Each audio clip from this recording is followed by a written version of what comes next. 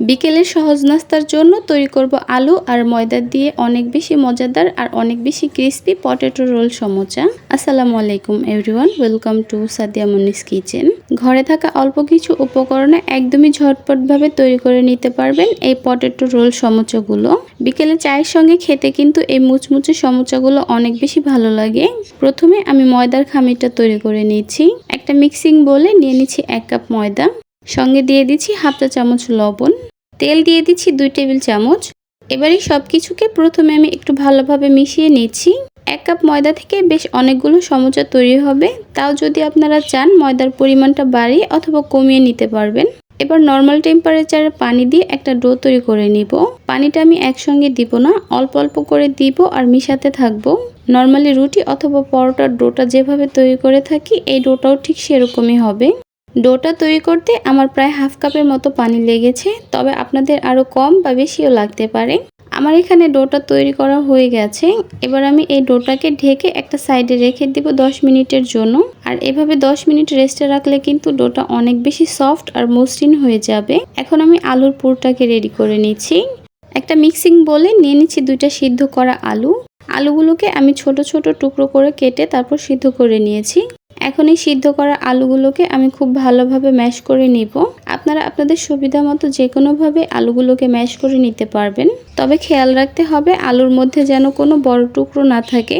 এবার আমি এখানে দিয়ে দিচ্ছি 3 টেবিল চামচ কর্নফ্লাওয়ার, লাল মরিচের গুঁড়া দিয়ে দিচ্ছি 1 চা চামচ, হাফ চা চামচ লবণ দিয়ে দিচ্ছি, ধনিয়ার গুঁড়া দিয়ে দিচ্ছি হাফ চা চামচ, ভাজা জিরার গুঁড়া দিয়ে দিচ্ছি হাফ চা চামচ, দিয়ে দিচ্ছি হাফ চা চামচ চাট মশলা, চিলি ফ্লেক্স দিয়ে দিচ্ছি হাফ চা চামচ। ঝালের পরিমাণটা যদি কমিয়ে খেতে চান তাহলে চিলি ফ্লেক্সটা বাদ দিতে পারেন। এখন এই সব কিছুকে আমি খুব ভালো করে মিশিয়ে নিচ্ছি। সমোচার জন্য আমাদের আলুর পুরটা রেডি করা হয়ে গেছে। এবার আমি এই আলুর পুরটাকে একটা সাইডে রেখে দিব। প্রায় 10 মিনিটের মতো রেস্টে রাখার পর কিন্তু এই ডোটা এখন অনেকটাই সফট আর মসৃণ হয়ে গেছে। এবার এখান থেকে কিছুটা ডো নিয়ে আমি ভারী আর বড় সাইজের একটা রুটি বেলে নিব।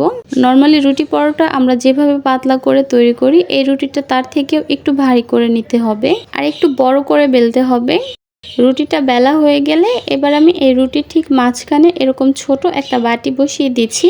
বাটিটার চারপাশে আমি আলুর পুরটাকে ছড়িয়ে দিব। খুব বেশি ভারী করে আলুর এই পুরটা দেয়া যাবে না, চেষ্টা করবেন পাতলা একটা লেয়ার করে দিতে।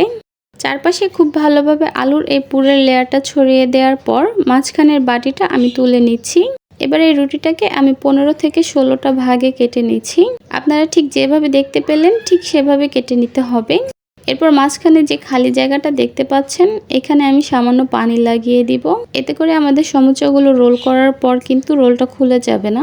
সমোচার রোলগুলো আমি কিভাবে তৈরি করছি আপনাদেরকে এই কাজটা একটু দেখে বুঝে নিতে হবে। আর দেখতেই তো পাচ্ছেন রোলগুলো ঠিক কিভাবে তৈরি করে নিয়েছি। একদমই সহজ একটা কাজ, আপনারা একটু লক্ষ্য করে দেখলেই বুঝতে পারবেন। এভাবে সবগুলো নাস্তা বা সমোচার রোল তৈরি করে নেওয়ার পর আমি এই সবগুলোকে ভাজতে চলে যাব। চুলায় একটা প্যানে আমি পরিমাণ মতো তেল নিয়েছি।